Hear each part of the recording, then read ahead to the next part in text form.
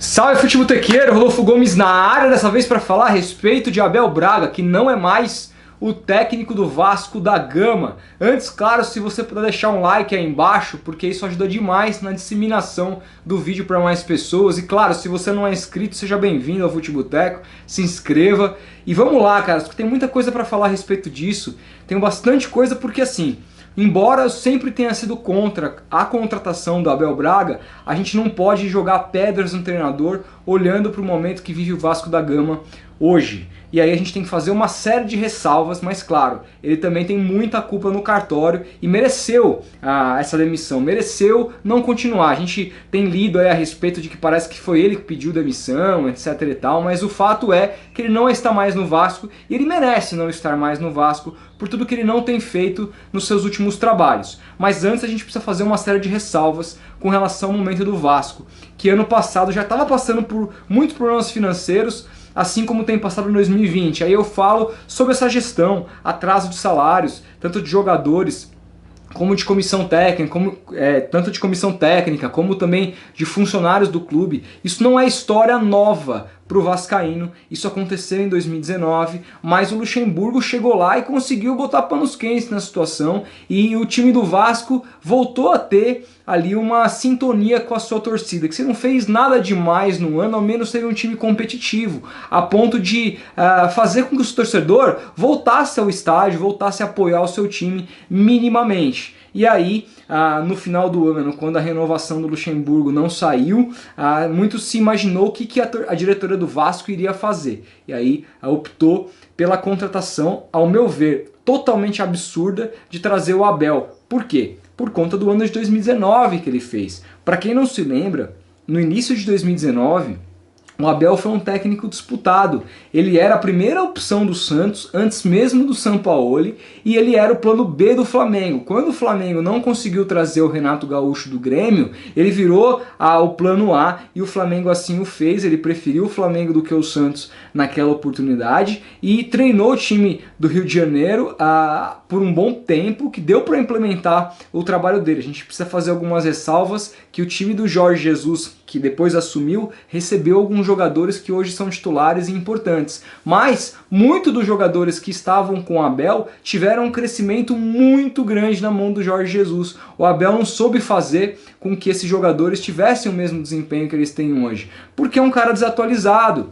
Muitas vezes a gente viu, por exemplo, o time do Flamengo jogando, colocando um dos jogadores de ataque no banco, porque o Abel dizia que eles não podiam jogar juntos. Aquela velha questão antiga do futebol brasileiro, de que tem que ter um número ali de jogadores marcadores, senão esse time não vai jogar, e caiu por terra isso. Era um time que poupava muitas vezes o titular, quando o Jorge Jesus não fez isso, mostrando que dava também para fazer isso, ou seja, foi um trabalho que o Jorge Jesus, assim que assumiu, e é lógico, a gente precisa entender que ele recebeu alguns jogadores depois, mas foi um trabalho que o Jorge Jesus esmagou o trabalho do Abel, mostrou quão desatualizado o Abel era. E aí depois disso, ele foi para o Cruzeiro, ainda com muitos louros. Naquela oportunidade, indo para o Cruzeiro, nós aqui comentamos, eu me lembro bem de ter falado isso em algum vídeo aqui no canal, que eu apoiava a decisão do Cruzeiro em trazer o Abel, porque era diferente. O que o Abel sempre teve na sua carreira? O que sempre foi o ponto positivo do Abel? Uma das coisas é montar times competitivos. Você não espera o time do Abel que vai encantar ninguém, mas um time competitivo. E mais do que isso, ele sempre foi um paizão, um organizador de vestiário. Naquele momento, após a demissão do Rogério Ceni, era tudo que o Cruzeiro estava precisando. Um cara de estofo que os jogadores pudessem respeitar e assim caminhar juntos para uma série até tranquila da zona do rebaixamento.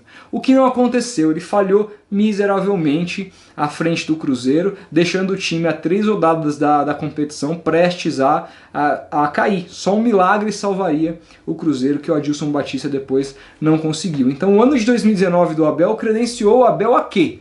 A treinar o Vasco? É isso que a diretoria do time do Vasco pensa do Vasco? É óbvio que ia dar errado. O Abel teve trabalhos longos à frente desses dois grandes clubes ano passado e mostrou o quanto desatualizado e despreparado ele está.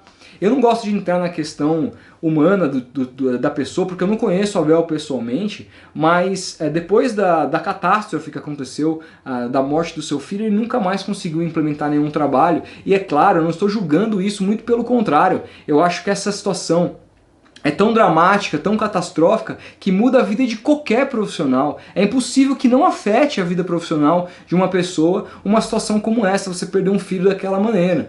Então eu acho que o Abel, nesse momento, ele deveria refletir um pouco se ele ainda gostaria ou não de estar no futebol. Pelo menos como técnico, se é isso que ele quer da carreira dele, se ele quiser estudar, tentar se atualizar, porque nesse momento ele está muito aquém do que um profissional de Série A precisa. Em todos os aspectos. É claro que o trabalho à frente do Vasco não era um trabalho fácil, com atraso de salário, jogadores sem receber, ele mesmo não estava recebendo, até funcionários do clube.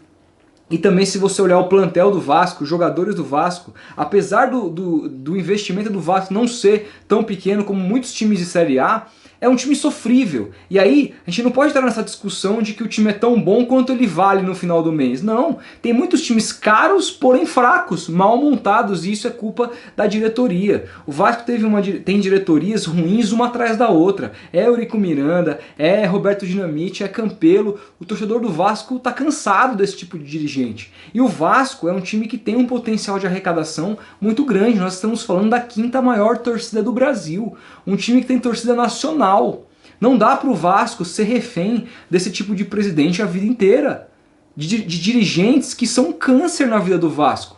Não dá mais. E aí, assim, nessa, o Abel é só a ponta do iceberg. É claro que trazer o Abel para comandar o Vasco com toda essa questão fora de campo foi uma decisão equivocada e que agora acaba sendo corrigida, porque é óbvio que ia acontecer isso. É óbvio que ele não ia se sustentar no cargo por muito tempo. Já era um filme que a gente já poderia prever o final, aquele filme óbvio. No entanto, não vai ser fácil para nenhum técnico pegar esse time nessa situação. O que precisa mudar é a diretoria. O que precisa mudar é o funcionamento do time. Isso me parece que está longe de haver uma mudança. A torcida cobra, nada acontece.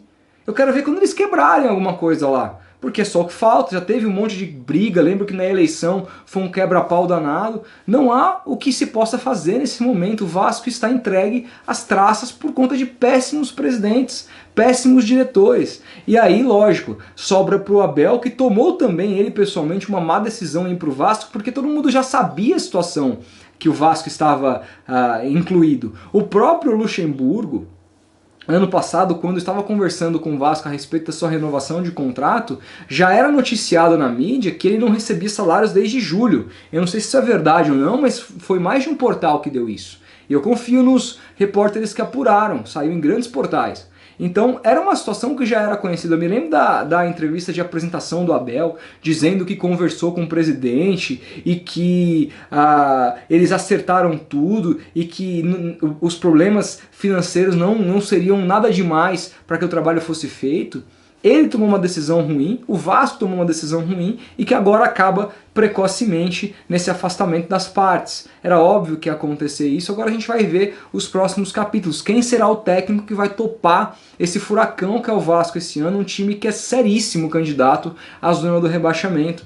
Não dá para falar outra coisa. O ano do Vasco, eu imagino que não vai ser aquele ano em pleitear talvez uma busca por Libertadores como foi ano passado, não. Esse ano do Vasco é para não cair. É claro, a gente torce para que não, a gente torce para que alguma coisa aconteça, mas com todo esse cenário, principalmente fora de campo, vai ser difícil alguma coisa diferente. Agora, o Abel ele precisa estudar, precisa voltar a entender se ele quer realmente ser treinador de futebol, porque com toda essa desatualização que ele tem mostrado, porque não é só os resultados, é o desempenho do time em campo. O desempenho do Flamengo era muito fraco, era irregular, o desempenho do Cruzeiro era nojento, e o desempenho do Vasco esse ano, meu Deus do céu, horroroso. Horroroso. Ele precisa rever os seus conceitos se ele ainda quiser ser um grande treinador do futebol brasileiro. E eu quero saber a opinião de vocês. O que vocês acham sobre o futuro do Abel Braga, sobre o futuro do Vasco, quem que deve ser o novo técnico do Vasco e sobre esse presidente do Vasco, Rodrigo Campelo. Façam todos os comentários aí que lerei com carinho. Demorou? É isso, grande abraço e até o próximo vídeo.